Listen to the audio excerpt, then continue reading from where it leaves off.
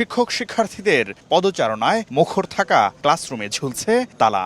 খোলার দিনেও বিশ্ববিদ্যালয়ে নেই চিরচেনা সেই ব্যস্ততা। বিভাগের অফিস রুমও বন্ধ। ঢাকা বিশ্ববিদ্যালয়ের প্রায় প্রতিটি একাডেমিক ভবনে নীরবতা। বন্ধ কেন্দ্রীয় লাইব্রেরিও। সর্বজনীন পেনশন স্কিম প্রত্যয়ে বিশ্ববিদ্যালয়ের শিক্ষক, কর্মকর্তা ও কর্মচারীদের অন্তর্ভুক্ত করে অর্থ মন্ত্রণালয়ের জারি করা প্রজ্ঞাপন বাতিলের দাবিতে অনির্দিষ্টকালের জন্য ক্লাস পরীক্ষা বর্জন কর্মসূচিতে স্থবির ঢাকা বিশ্ববিদ্যালয়।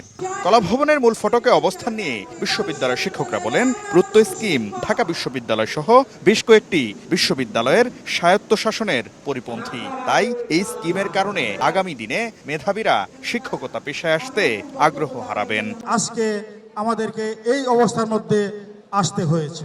দলমত নির্বিশেষে সব শিক্ষকরাই এই প্রজ্ঞাপন বাতিলের দাবি জানান। শিক্ষকরা বলেন, বিশ্ববিদ্যালয়গুলোতে অস্থিতিশীল পরিবেশ সৃষ্টি করতে এই প্রজ্ঞাপন জারি করা হয়েছে।